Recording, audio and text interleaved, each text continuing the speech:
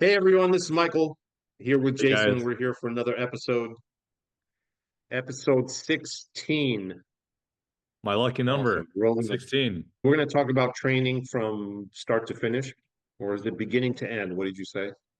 Well, essentially the question I've been asked a few times is once you've attended silver and gold school, can you just give me a framework for how you would train a dog from beginning to end or start to finish?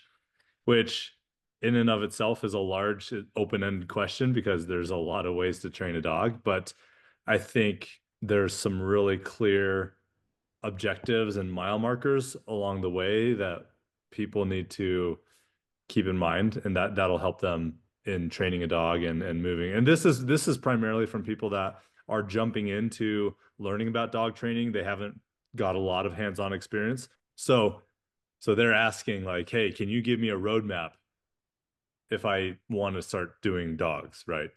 So I think that's the basis for the conversation. I think it opens up to a lot of good subject matter to dive into. So, Mike, why don't you kind of give me your take on what is your framework for training a dog from start to finish or beginning to end? But if you're saying start to finish, the question is this also, is it a Hmm. puppy or is it an older dog, right? Um, Let's just let's pretend like it's a puppy, but really it shouldn't matter because the learning process is an untrained dog. Let's say that. A dog that does not have yeah. training. Well, I'm going to start with the puppy because there's a little bit different, um, like you said, framework when you're starting with a puppy. Mm. And I changed the way I felt about it or the way I do things after going to the NePoPo school. And that was where we talk about dog training in the beginning is 95% environmental and 5% like training certain things, right? But with a puppy, that's what it is. It's about exposure and getting the dog ready for the outside world and to be able to handle everything that comes at it, right? Which is making it strong, making it confident, and teach the dog how to learn, right? That's the first part of the puppy before you try to do all the other stuff. Um, and then as far as behaviors, it's more of teaching like house, like where the dog's going to live. Is it going to live with you? It's going to live with a kennel. You know, it's going to be a working dog only. It's going to be a pet along with working sport. Is it only going to be a pet? So you have to teach it the the things it needs to know to be able to live in your family, right? In your home. So that's the other beginning part with with a puppy especially is because they don't know what house manners are. Right. They're just a wild being that's going to do whatever they feel like, right? Yeah. I think whether you have a puppy or whether you have a untrained adult dog that is a rescue or a dog that you're acquiring from another owner, it's important to understand and this also goes for, are you in the position of being the trainer or is this a personal dog, right? So you have to kind of get a clear understanding, look at the picture, look at the panoramic of the situation, and ask yourself this question and start with the end in mind, right? Always begin with the end in mind. What is the purpose of this dog? If you're a trainer, what is what is the goal of this dog's life, right? What does the owner want for this dog? Is this a dog that's going to be an active lifestyle dog? Is this a dog built or being trained for specific purpose through service work, sport work, anything like that? Understand the end so that you can start off on the right foot. Because if you get off on the wrong foot and head a different direction, it's not the end of the world, but it delays the results and it takes you. I mean, training a dog does take time. It takes repetitions, it takes patience. And so if the more clear in the beginning you are with the outcome in mind, the better off you're going to be when you start training the dog, right? Yeah. Especially, and that's one of the questions Mm. I'll ask people if I'm training their dog is what's going to be the everyday life of your dog? Yeah.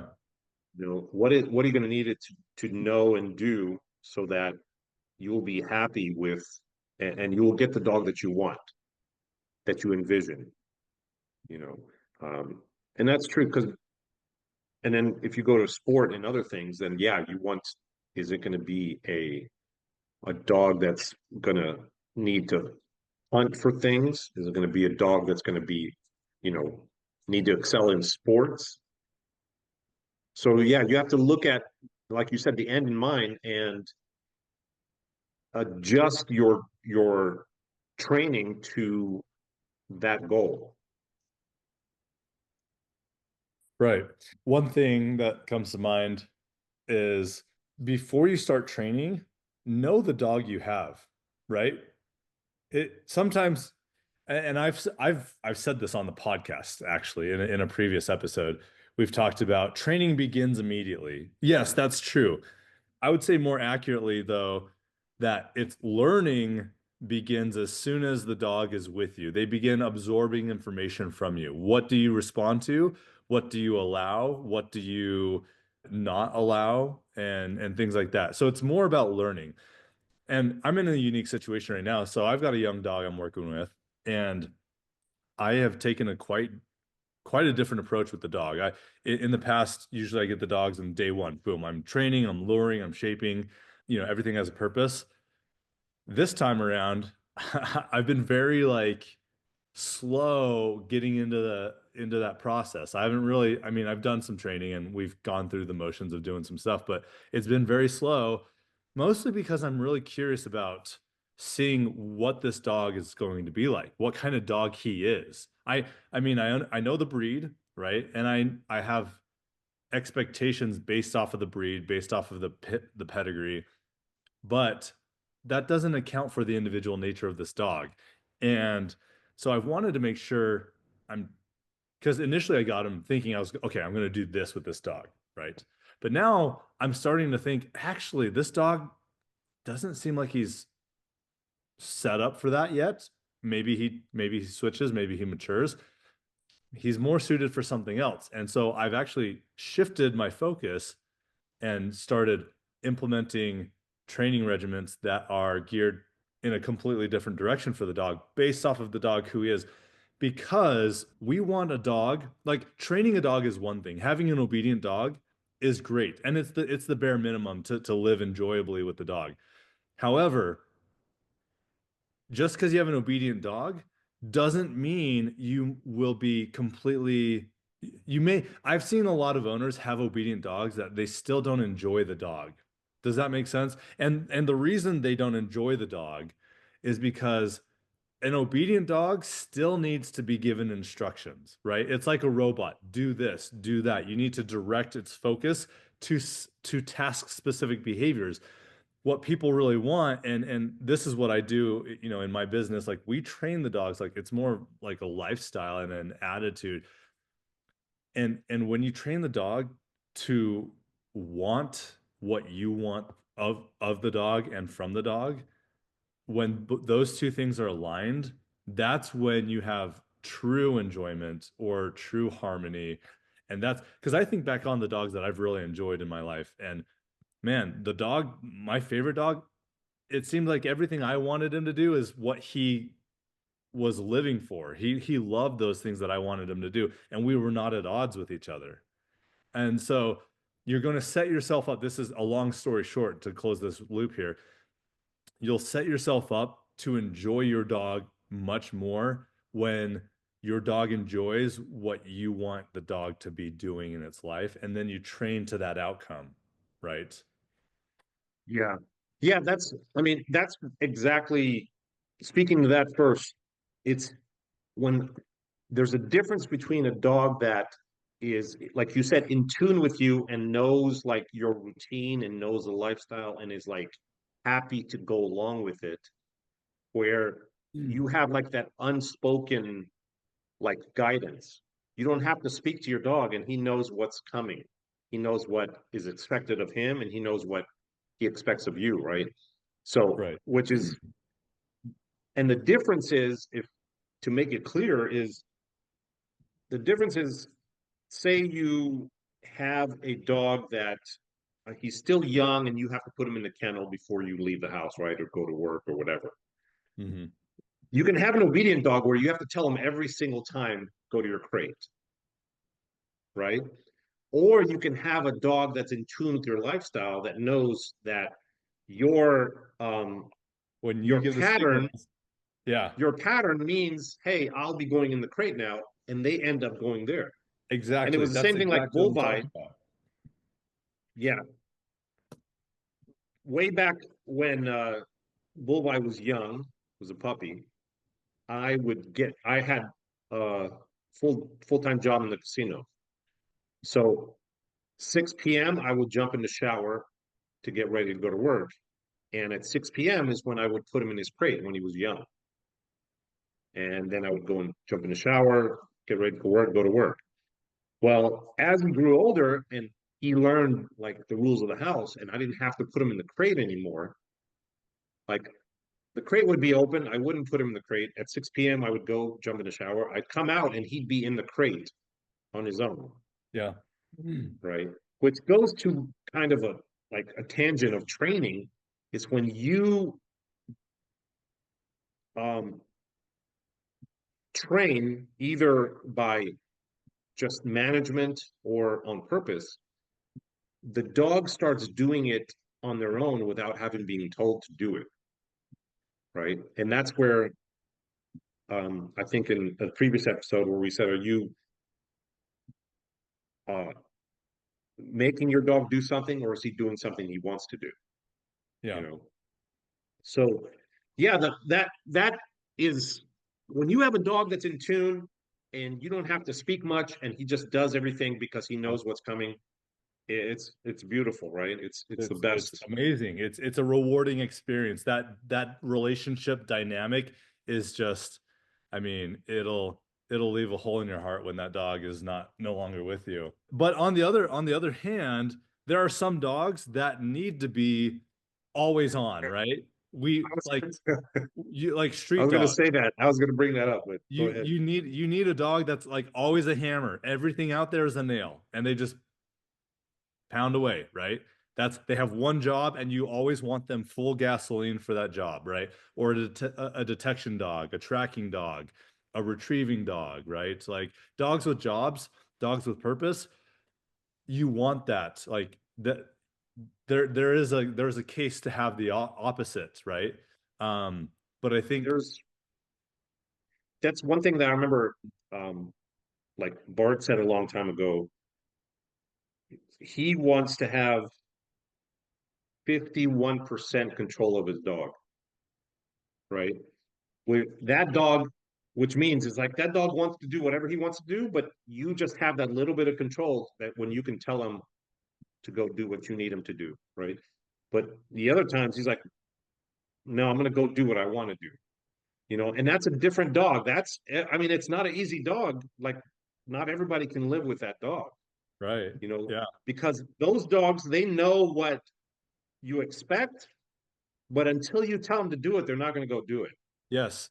And that's the thing too, is like when you have that ratio where if this is the 51% of control that the owner has, and then here's the 49% of what the dog is doing, you have more management required for a dog like that versus when you get bigger and when there's like, say it's 60-40 or 70-30, right? Then there's less management involved on a dog like that. So how do you train a dog from start to finish? You have to know first, I think key ingredient is you have to know what you want from the dog, and then you have to know what the dog wants out of its life in Yes. order to bring those two and kind of like lasso those two together.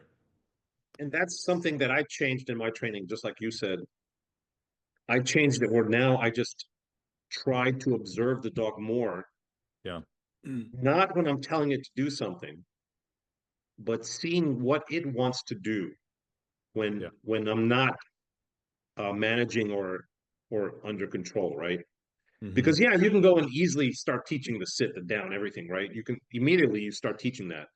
But finding out what the dog is or who the dog is first before you start all that is is key. And that's how what I've changed too is look more at the dog, right? Look at it. And when I tell people that, because I tell like pet clients too, um, because they want to start like teaching the sit, the down, everything right away. And I tell them like that's easy. Later we can do that. You don't need it right now. First you need to learn who your puppy is and first work on all the environmental stuff and the management in the house, which really almost doesn't have to do with obedience and rather repetition, showing the dog how the daily life is going to be, right? Yeah. So to be a little bit more prescriptive for the audience that has the question, like, hey, I'm new to this. I went through a trainer's program, learned the theory of dog training, this, that, but I would like a little bit more descriptive roadmap. So now that brings us to a conversation where we can talk a little bit about some routine steps and things that will give you mile markers along the way, right? For me, the most simple and the most thought out training paradigm, I guess you could call it, or construct for how to take a dog from start to finish are the learning pyramids, the NePoPo learning pyramids. And for me, those those have consolidated in their most basic parts the key ingredients required to move from start to finish, right? Yeah. Yeah, those give a framework of how to adjust your training as your dog advances, right? And then where to begin and where you want to end up. Right. Um, but I think before that is you have to establish a communication with your dog, Right. right? Yeah. Assuming that's in place, yes. But yeah, go. Let's dive into that so that people that are just getting started can have that Yeah. explained to them. Well, the first thing is communication. You need to have a marker system so that you can precisely um, communicate to your dog when they're right and when they're wrong.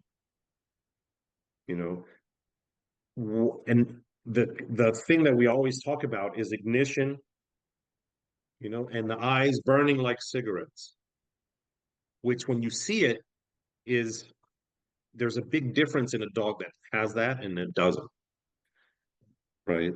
So starting with the communication part, and I like to use a clicker and the verbal marker in the beginning. But the thing I've changed with my training though from what I used to just start with a clicker right away, just start charging the clicker. But now I go back to thinking about something we heard um, in the school was be the dope dealer for your dog, right? And what does that mean? Be the dope dealer for your dog is giving your dog everything for free in the beginning. And the way I think of it now, because when we charge the clicker, we're using classical conditioning to charge the clicker. But Right. what is it with classical conditioning? It's not just about pairing two signals, right? Making association. It also pairs the feeling the dog has for the known signal.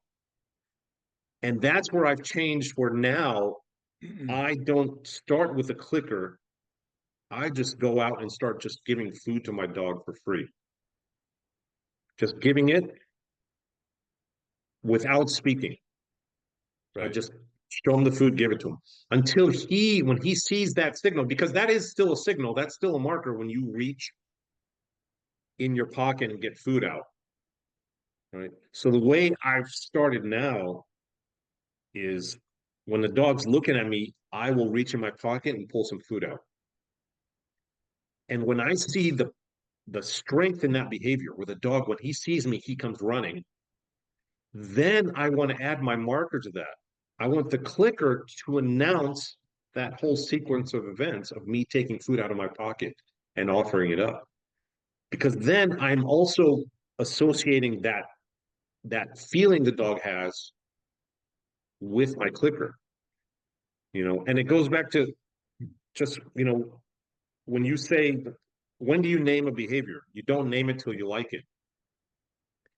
If the dog doesn't have any feeling for you offering it food, then the clicker that's what you're giving to the clicker. And I think it's faster if the dog already feels, has that dynamite in them to charge the clicker then when you have the feeling you want, Right. instead of trying to charge the clicker and get the feeling later. Does that Well, make sense? Like, yeah, I mean it's a principle of the science though that the stronger the the stronger, so classical conditioning is the pairing of cues, right? The stronger one cue, the existing or the older cue is, the faster the new cue will create that bond or that association or take over the meaning of the old cue, right? So, like you said, you don't want to do it in the beginning, right? Start creating or the label, adding the label, the clicker, the tone, the cue.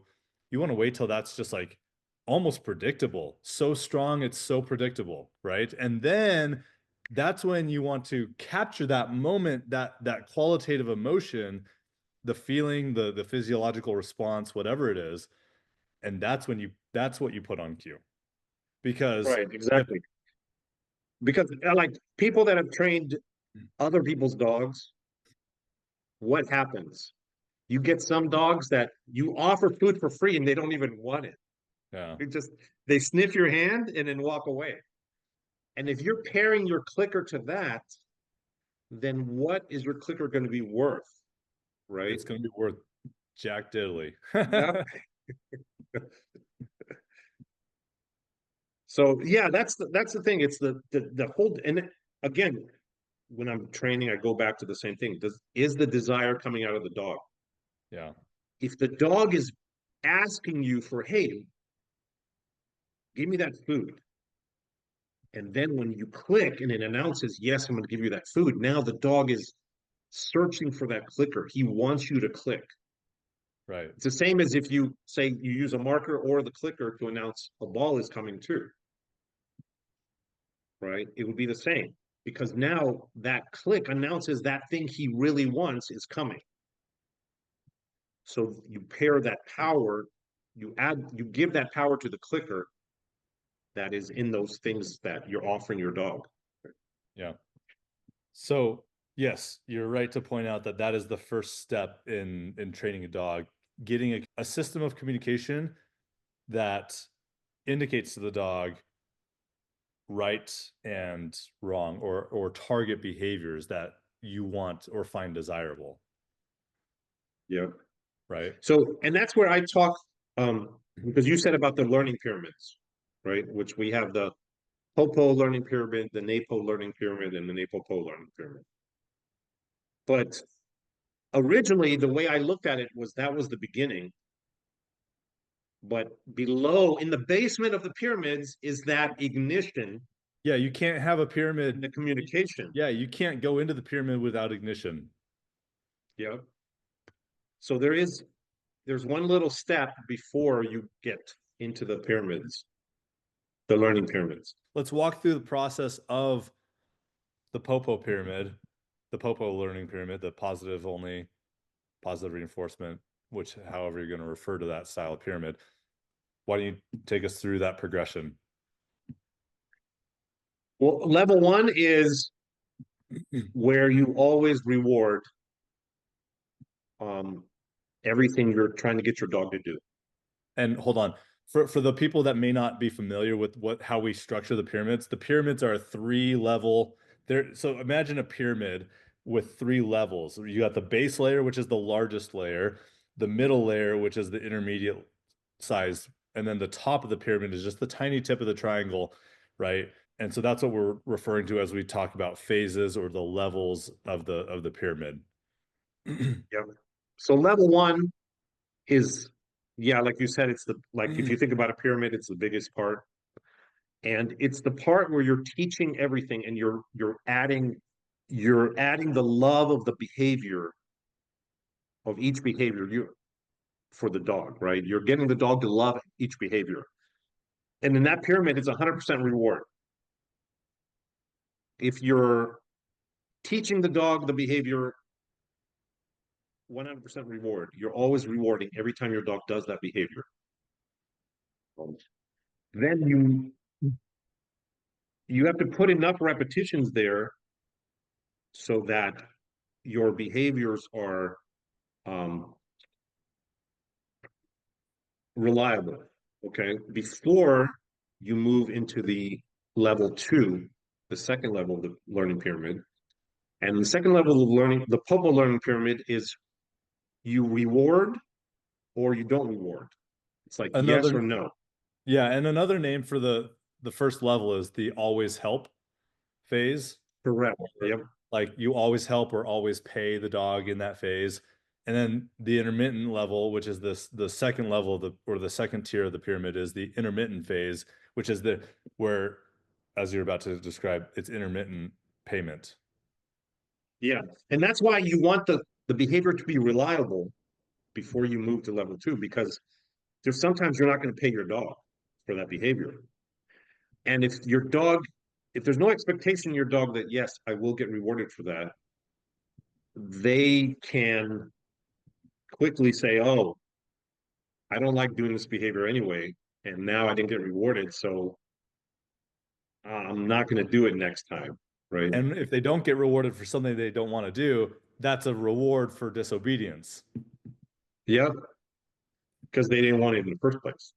Correct. So level two, you have an intermittent reward schedule, which means and it's yes or no in this pyramid. Sometimes you reward, sometimes you don't. And this is where, and it's the same as with the help, right? Um, but it's mostly level two is how you reward the dog. And that's where you're going to spend most of your time in with a dog, because this also level two is where you create the dopamine in the behavior. It's the addiction phase. That's where the Yeah. addiction starts to set, right? The addiction in the behavior and in the dopamine is released during the cue, during your command, you know. And that's where the dog really, you're making your dog a gambler. Like, am I going to get rewarded this time? Right. Oh, I didn't. Okay, I'm going to get it next time.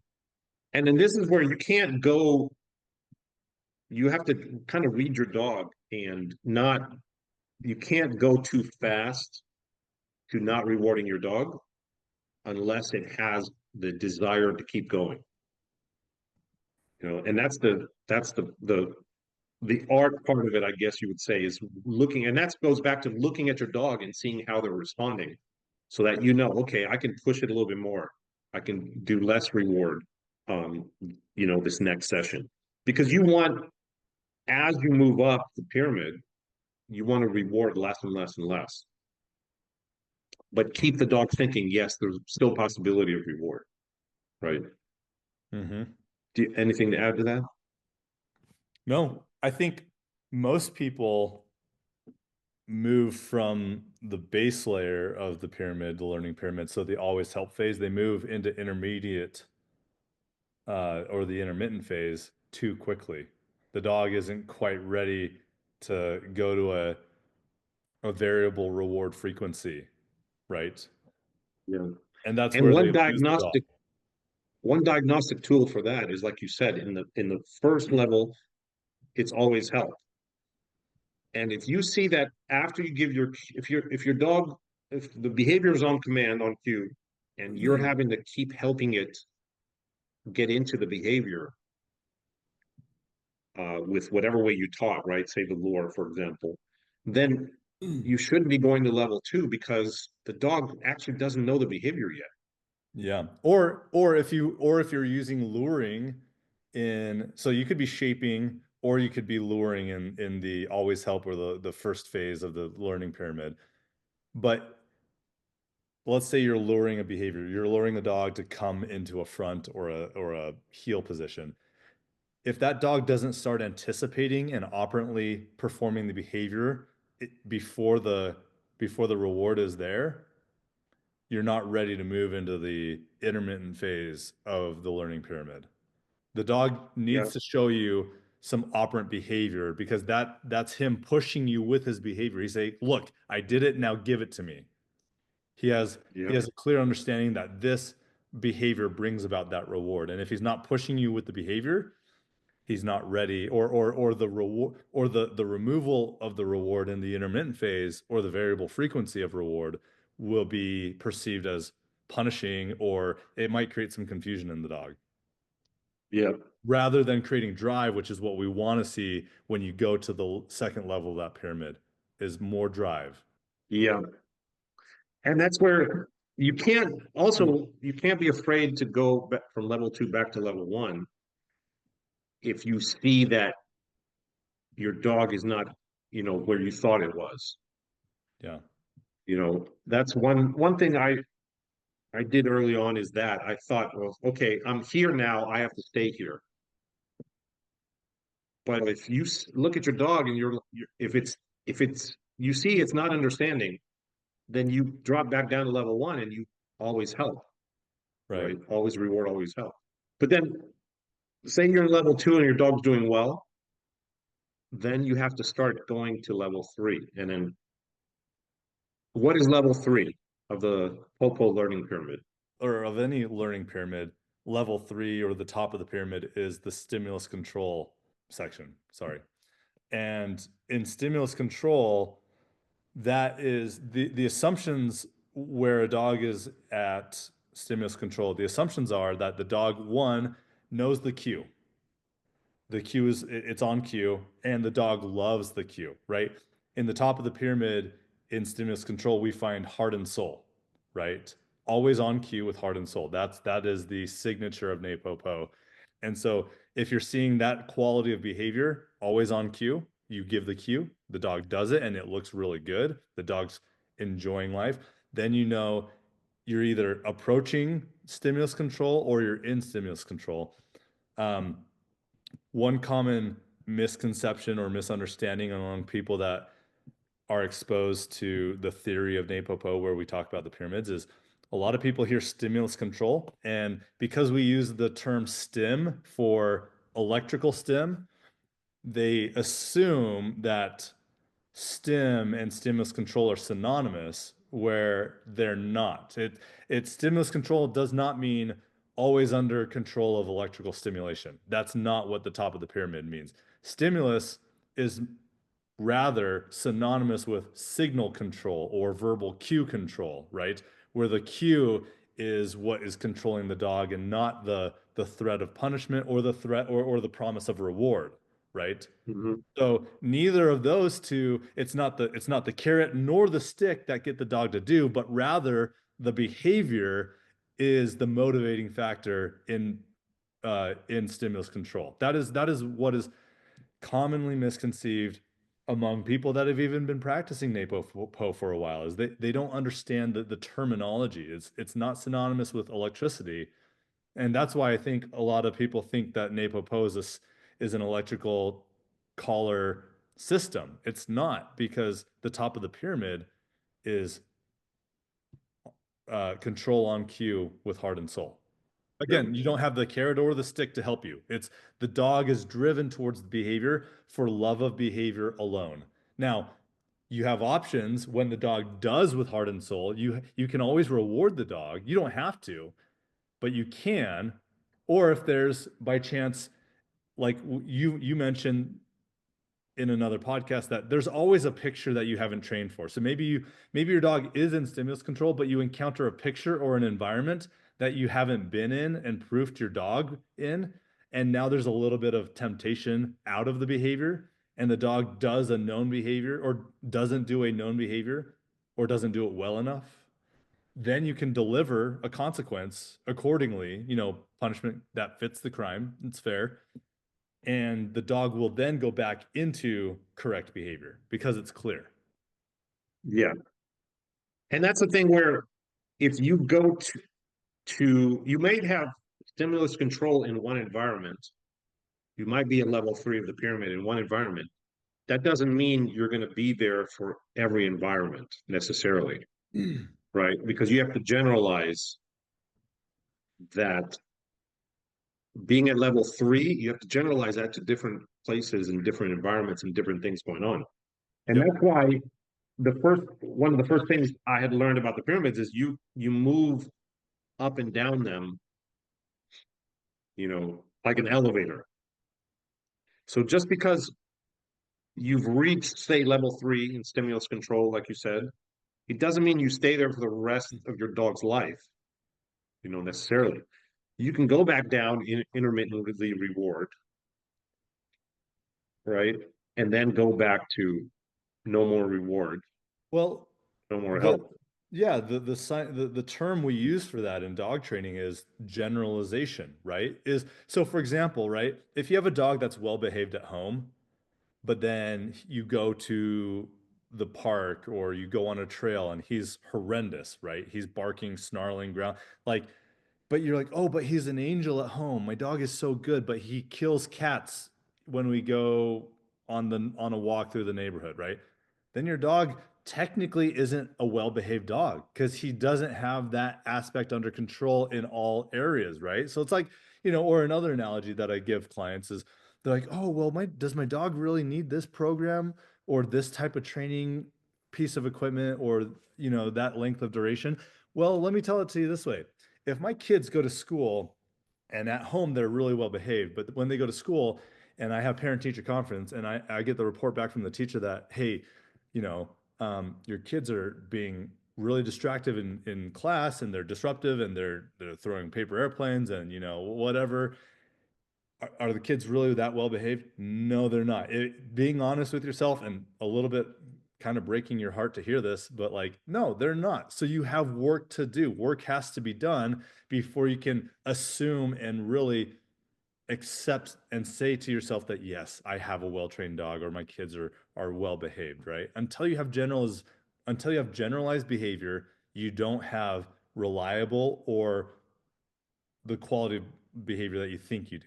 So check yourself. And one other thing in stimulus control, in the POPO pyramid, purely positive reinforcement period, whichever way you're going to refer to it, your only option for punishment in positive reinforcement is to withhold the reinforcer. And we've talked about this here, but just it begs reiteration that if what you withhold is not a punishment to your dog, then it was never a reward to or a reinforcer to your dog. It was never strengthening the behavior in the first place. And vice versa. If it doesn't reinforce behavior, it can't be used to punish behavior. Mhm. That's also important to Exactly. understand. Yeah, I mean, that's important to say. And like you said, if if you're in the Poco pyramid, you can't apply like a punishment with a different kind of system. So you have to think of the Poco pyramid as one self-contained system, right? So it's a language. When we talk about it being a language, right? So if you are using food to teach the behavior, you cannot use like a collar to punish when the dog doesn't do that behavior. You have to use the same thing the dog learned with food in this case Right. as a punishment to disobedience. And um, that's the thing. Like that's where the confusion will come in for a dog, and you'll see it in different ways. As if you teach in one language and punish in another. Usually, they don't know what to do. They'll offer a behavior because there's no clear understanding what that punishment means. Right. They'll stop they'll look at you, and then they'll guess something else. They most of the time they do whatever has been most rewarded in the past, Right. right? And for pet people, it's usually a sit. Always a sit. For sport people, it's usually a heel, Right. right? So yeah, it's a self-contained. The pyramids are self-contained, and that's why we have more than one. It's because there's different training languages. Um, so anyway, yeah, we go all the way to the top, stimulus control. If the dog doesn't do something they know how very well how to do, then you can apply the punishment. And in this case, punishment has to be negative punishment, right? Where you remove the whatever um, reward you're using. Right. And anything else to say about That's the that? first pyramid. The benefits of that style of training, positive reinforcement, purely positive feelings, popo, if you're talking NePoPo terminology, you get a lot of flash. The optics, the aesthetics of how the dog looks are very positive because the consequence of not doing is very mild. Well, it doesn't Not immediate.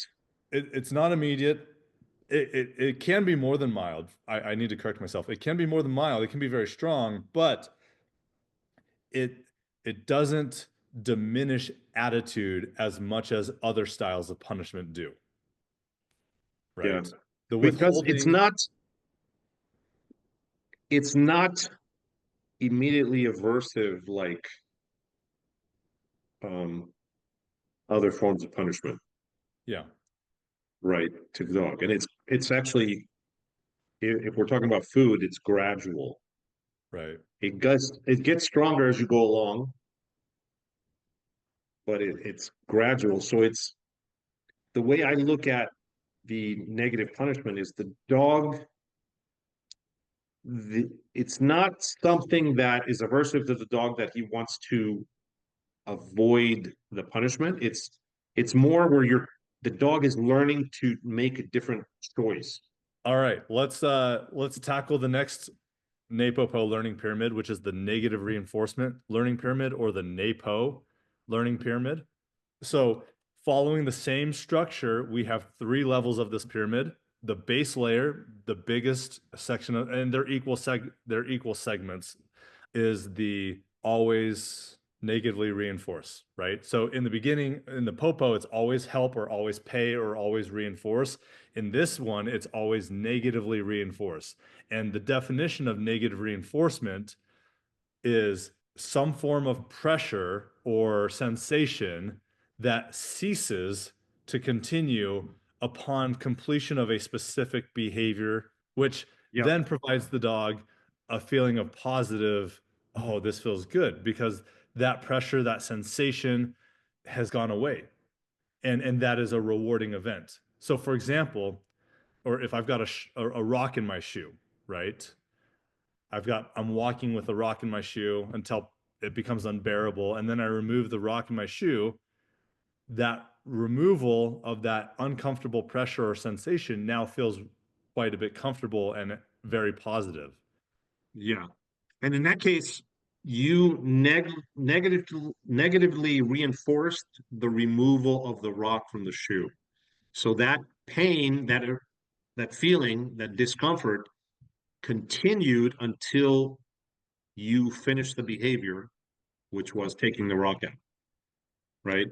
So in the Right. future, what will happen is if you feel that discomfort again, you will more quickly go and do the behavior Yes.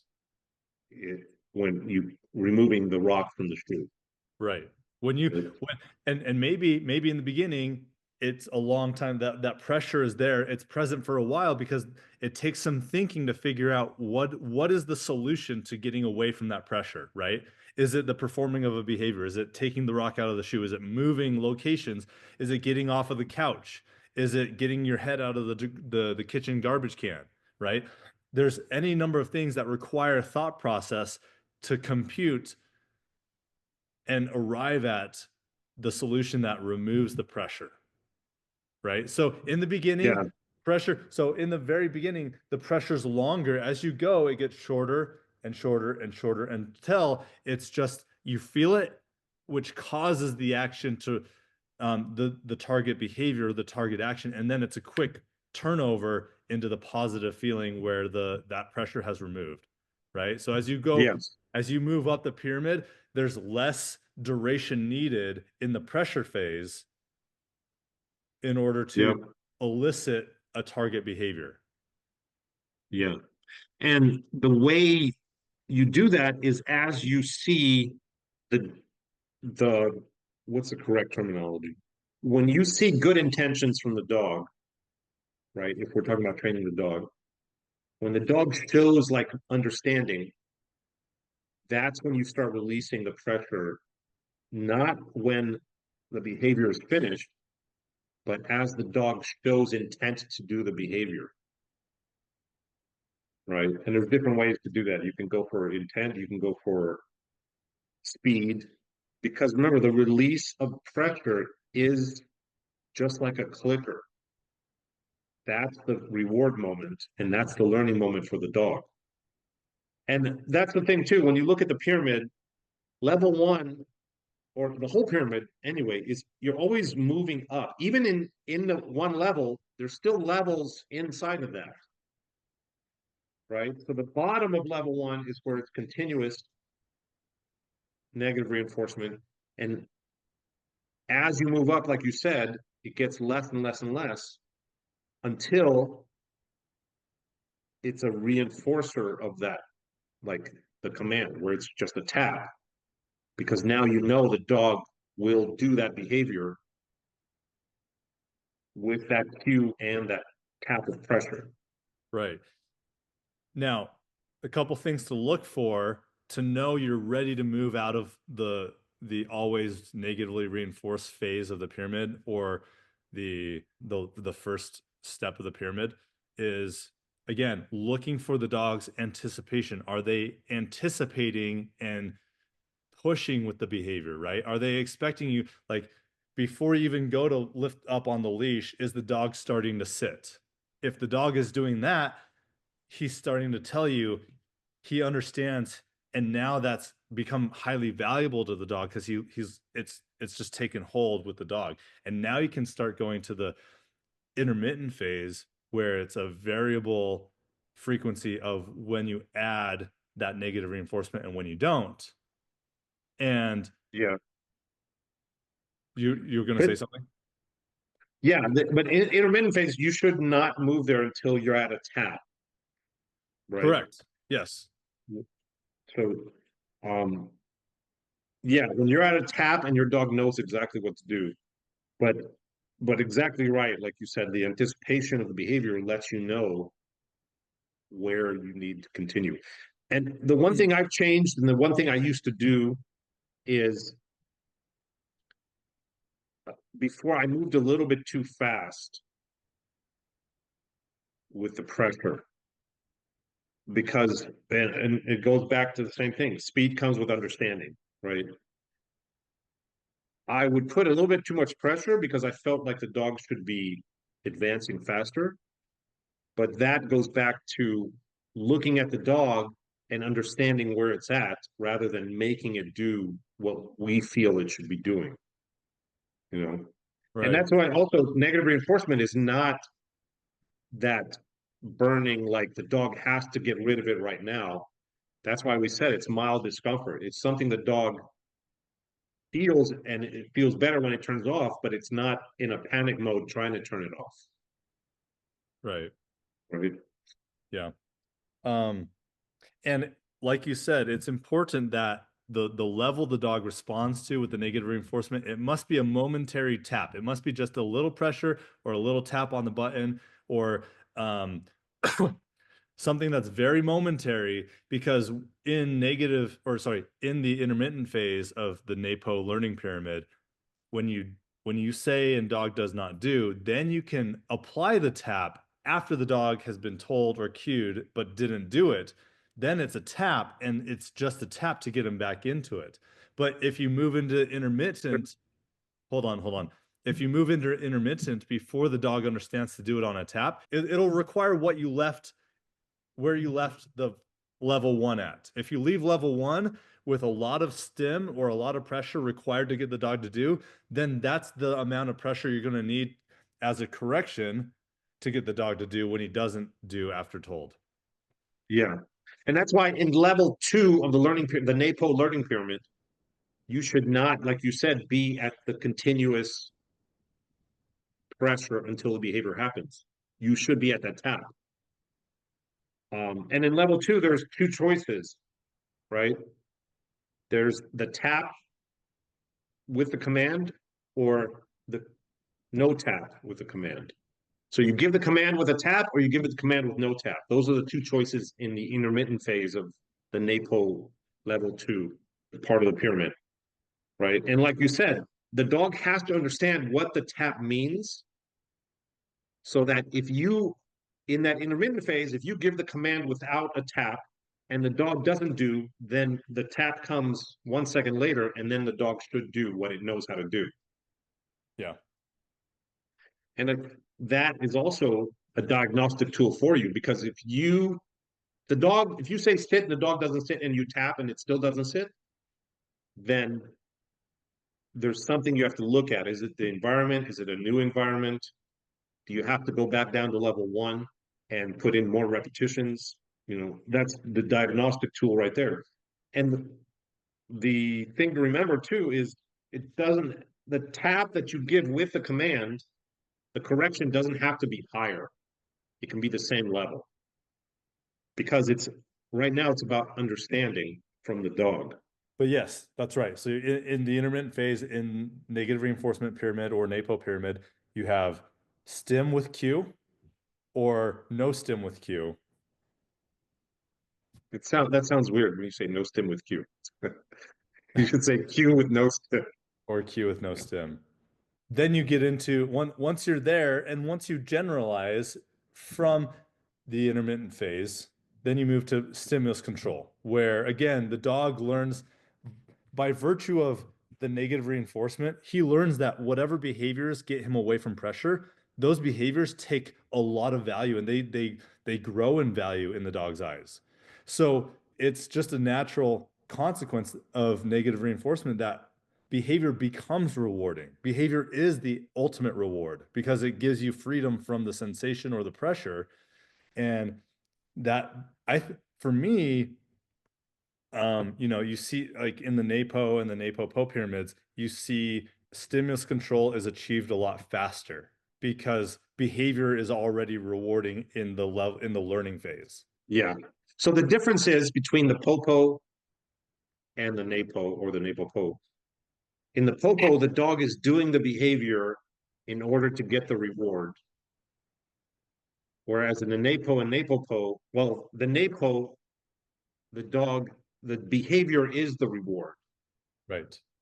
right? And in the It's the NAPOPO, we only have it's the both. only reward. So, It's the only reward in yeah. negative reinforcement is the relief of pressure, And which the happens release pressure happens because of behavior. because of the behavior. Yeah. Yes. Perfect. Good.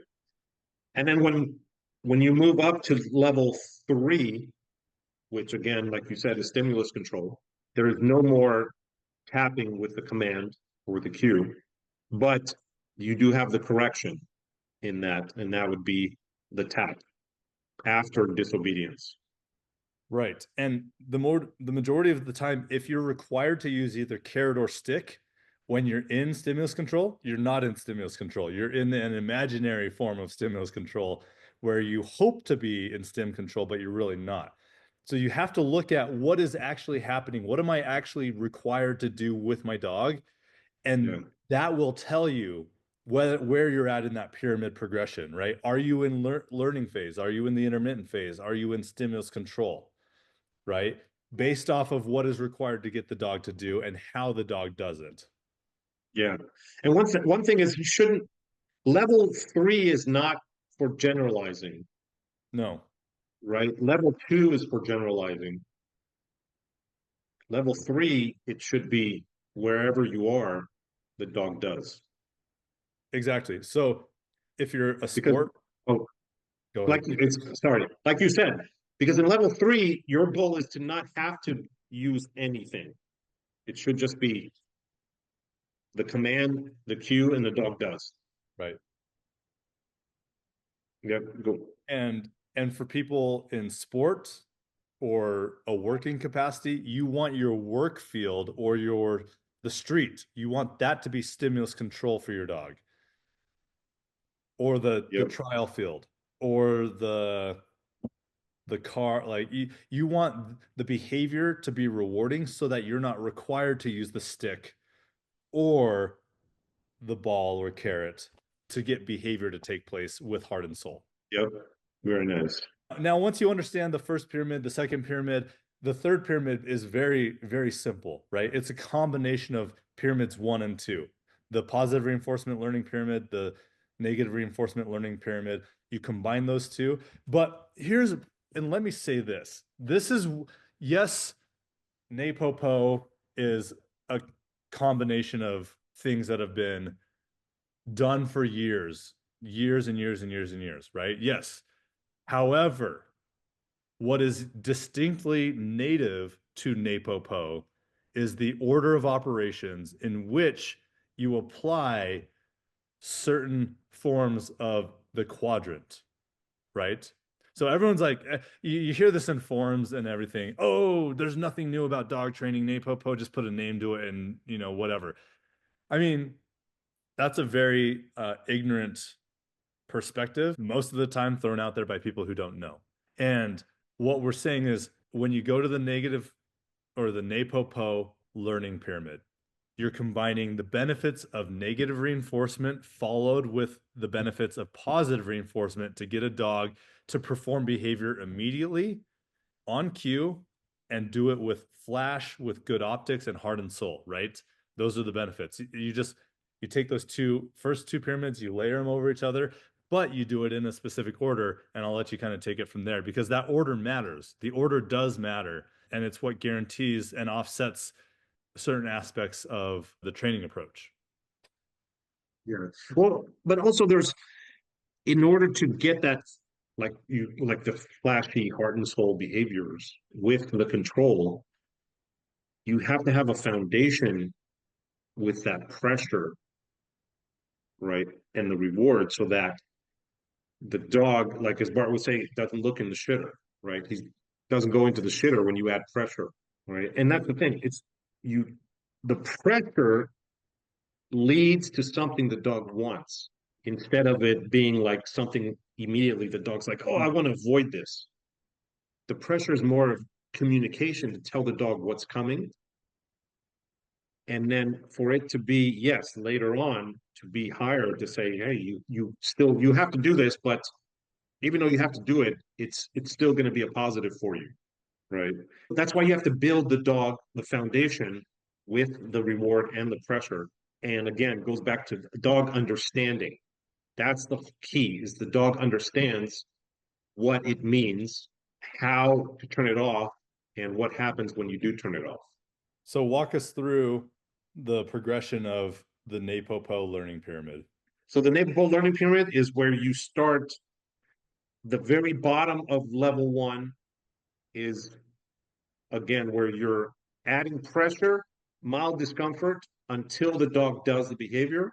You begin with that. You start with Correct. negative, positive, right? NaPo or negative reinforcement. That is what you start with. Correct.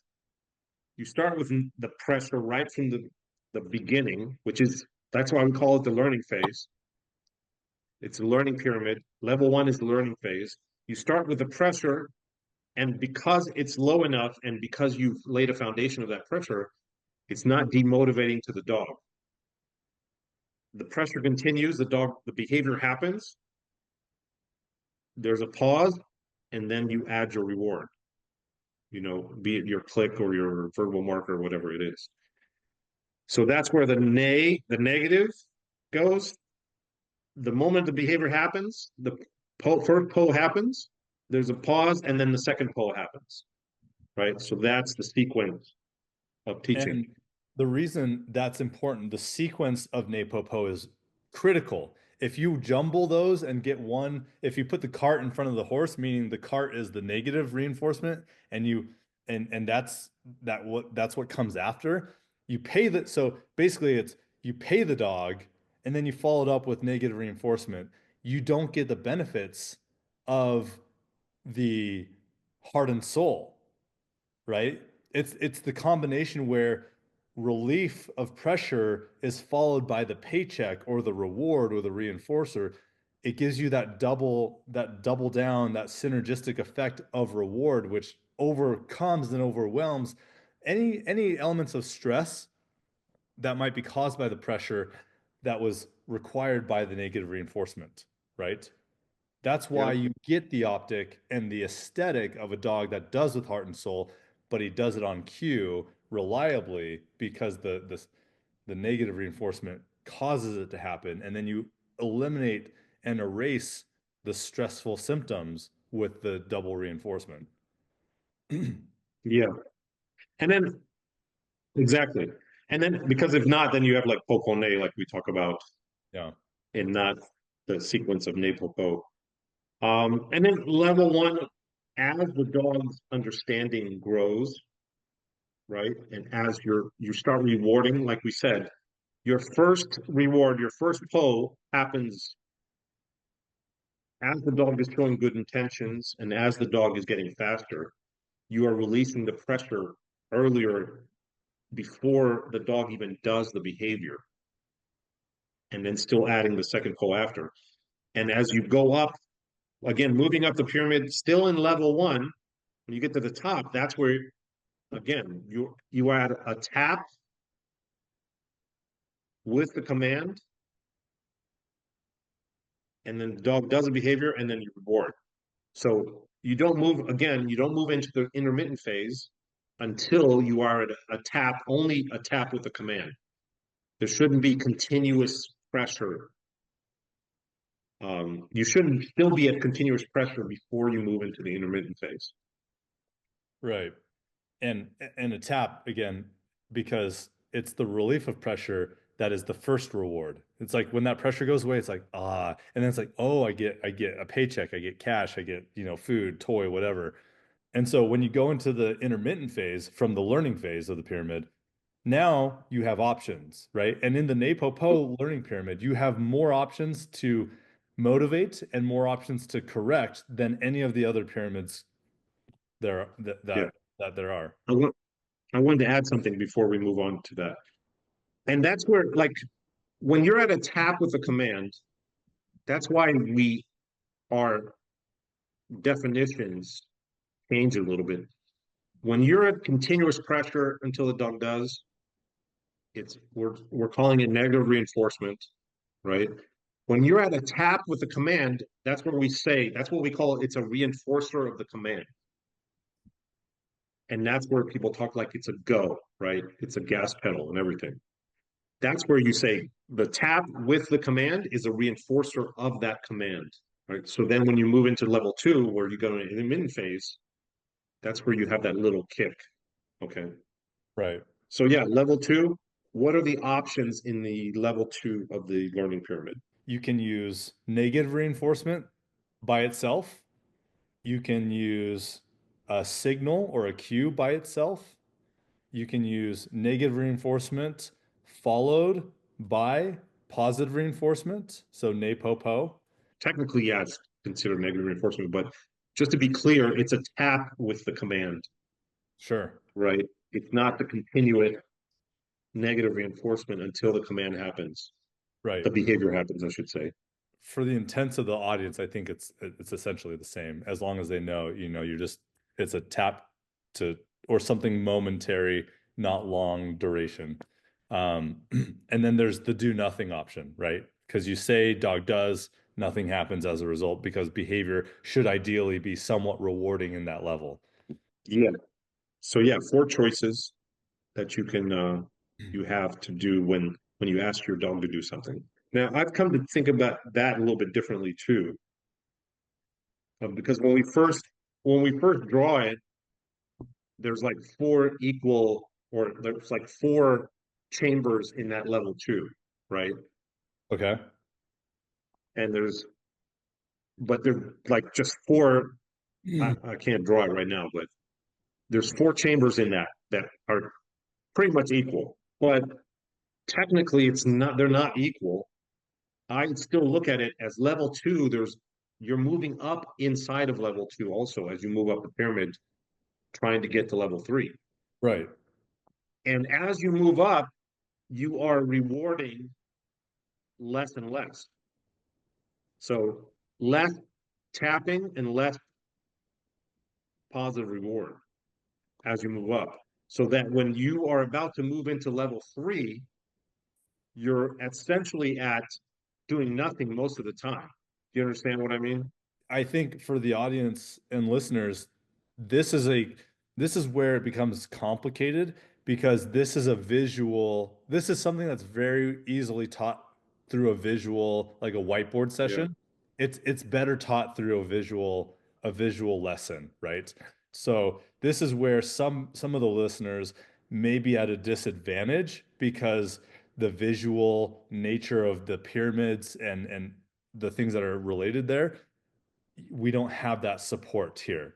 I think I have a good way to explain it to make it more like so people can envision it better. So when you first move from level 1 into level 2 and you're into the intermittent phase, think of it like this. When you first move into it, like if you ask your dog to sit 4 times, one time it would be sit with doing nothing, one time it would be sit with a tap only, one time it would be sit with a reward only, and one time it would be sit with a tap and a reward, right? So it'd be kind of equal. Your four choices would be equal spread out over each time you ask your dog to sit.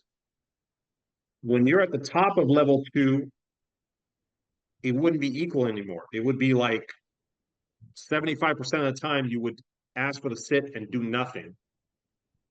And the other 25% you would add maybe a tap or a reward or a tap and a reward. Right. So because you don't want to go from like cold turkey, go to nothing, right? You're kind of moving up the pyramid and reducing your reward as you go so that when you step into level 3, you're not at suddenly, okay, I'm not rewarding anymore or I'm not tapping anymore. You don't want it to be such a drastic change where the dog is like, hey, wait a second, what happened? Because Right. what what normally you see, like I've seen, is without people looking at NePoPo, is they would be rewarding their dog, and this is the problem people have when they go like to say a competition, right? In training, they're rewarding, and then they go to competition, and all of a sudden there's no more reward, and the dog's like, "Hey, wait a second, what's going on?" And then they lose their dog. So yeah, you should even in intermittent phase, you should be gradually reducing the tap and the reward, which the tap is a reward too, right? Right. So Yeah. If you go to stimulus control or trial or work where behavior is not the ultimate reward, that's where you don't have reliability. The dogs that do really well on the trial field are dogs that I can tell you would work the majority of their training session without a toy or a reward opportunity. Those are the dogs that are going to transfer well onto the trial field. yeah, and one thing we talk about, not since we're talking about like sport dogs, right?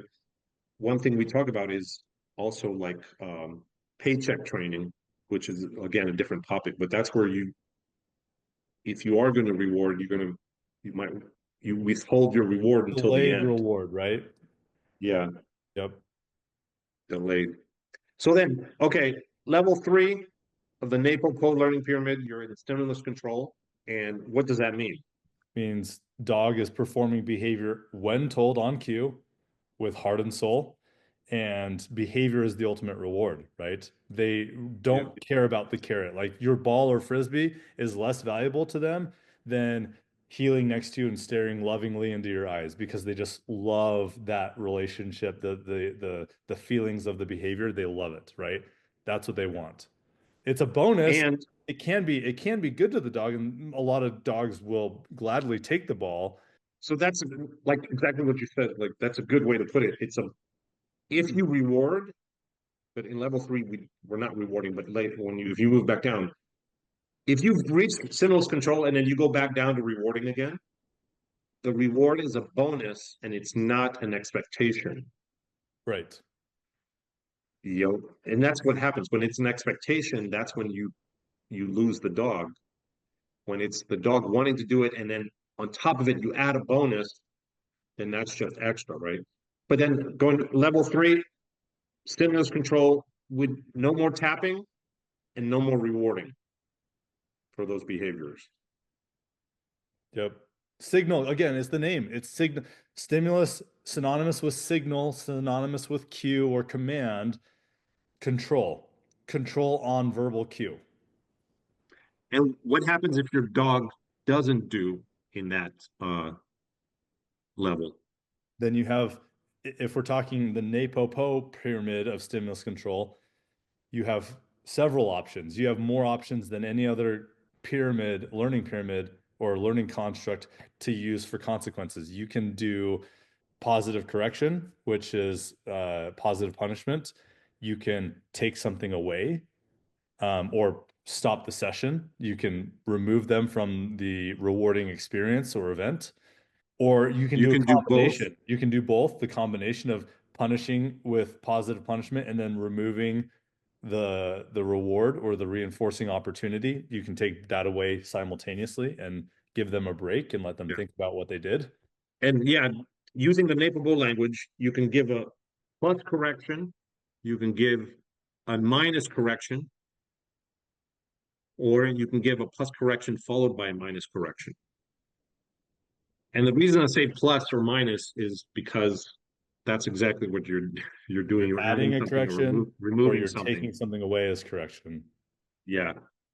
And that was the first time I like heard about that was because the combination of the two, Right. right? The I've double never whammy. heard I've never heard that before ever until I heard it in the school. Yeah. Well, you have double bonus, you have double paycheck, you pay with double, and then you also punish with double. That's why NaPoPo is so powerful for those that utilize it correctly. Yeah. And because the reason you can have the double is because in NaPoPo you have taught with pressure There's meaning behind each of those. and correct. So they understand pressure and they understand reward. Yep. You've you've taught it was used in the learning phase, the pressure and the reward. So therefore you can correct with the pressure or you can correct with the reward. That's right. Yeah.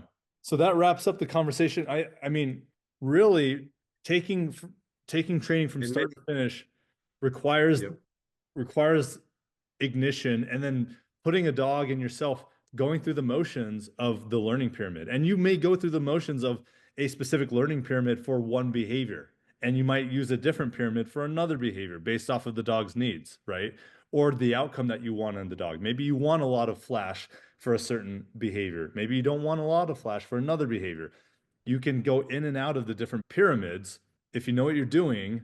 And that is the key of NaPoPo is knowing all the different, say, systems and using them to your advantage, and using them to what the dog needs, Yeah, right? If it's only positive reinforcement pyramid, then only positive. If it's only negative reinforcement pyramid, then only negative. If it's NaPoPo pyramid, then NaPoPo pyramid. And going back to another episode where we talked about the uses of the e-collar or the ways to implement the e-collar, right? Again, if you only want to train with in the positive reinforcement pyramid and want to add pressure later, we have ways of doing that, right? That we're taught. yeah. So there's ways to implement it so that you can use it as a correction later if you need it. So to kind of come full circle, when I've been approached by individuals asking me like, how do you train a dog from start to finish? Knowing the theory of dog training now, and more specifically knowing NaPoPo, how do you train a dog from start to finish?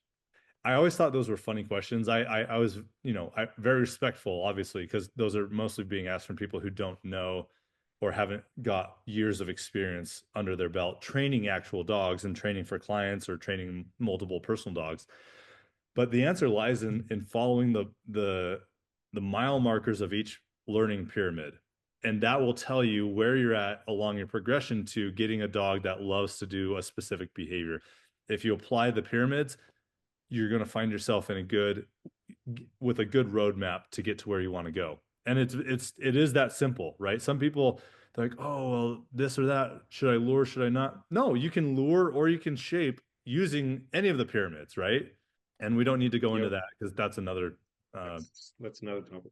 another topic But in yeah, like itself. the beginning to end of training, the start to finish is first you start with the environmentals, the communication, what language you're going to use to communicate, and the ignition. Then you go into the pyramids, which is when you're teaching everything, the behaviors, whichever pyramid you need for that dog, or whichever one you want to be in, just right, the popo, napo, napopo. And then once you're moved through the pyramids, then you're at stimulus control, and you are in Valhalla, as Bart would say. Now you are in paradise in your training. Yeah. But you always have the foundations there of those learning pyramids. So if there's a problem, you can move back and address the problem and move back into, the stimulus control. It never hurts to go back to foundations. Yeah. Awesome. So I think that was good. yeah, it's good. It's a good one. I feel for the audience who are coming from a background where they haven't been exposed to too much NePoPo. So this could have been a very difficult one to follow. I encourage you to attend. You can attend the school online silver. You can go in person when they have the ones, or you can just come to one of the workshops, that we teach. I teach NePoPo outside of the school. So I do workshops and seminars in NePoPo. And you can come learn about it more there, get visuals on the progressions and things that we've talked about. Those do make a lot of difference for people to visually grasp these concepts. I'm a visual learner, so I teach very visually because of that. And so, but this could have been a very difficult one to follow. So hopefully we conveyed the information in a way that was digestible. And if you have any questions, do leave us comments, post about it, share it with us, send us a message, join our Facebook Full Quadrant podcast discussion group to post your questions. We love to respond to those there. More important, share it. You would help us out if you liked it. Share it. Share it to other people. And because that does help us out. Yeah, and if you had a thought that occurred during this podcast or this episode sparked some questions about specific behaviors, would love to hear about that and would love to be able to point you in the right direction on maybe if you're stuck in a training program or a training progression with a specific dog, let us know. We're here to be helpful. Yeah, always. I always offer help. Nobody takes me up on it. It's surprising. Because it's 99.99% of the time it's free. Right. And still nobody takes me up on it. It's funny. Yeah. Okay. Well, that was a good episode. Great conversation, Mike. Stay tuned for more, guys. Share future topics. If you guys have anything you want to hear from us about, let us know. We love to take requests. Yeah. If there's something maybe we can go deeper on what we talked about and want us to focus like on just one thing, let us know. We'll do it. Awesome. Well, perfect. Everyone have a great week. Thanks, everybody. It's nice to be here with you again, Mike. We'll talk to you soon. Yep. Talk to you soon. All right. See ya.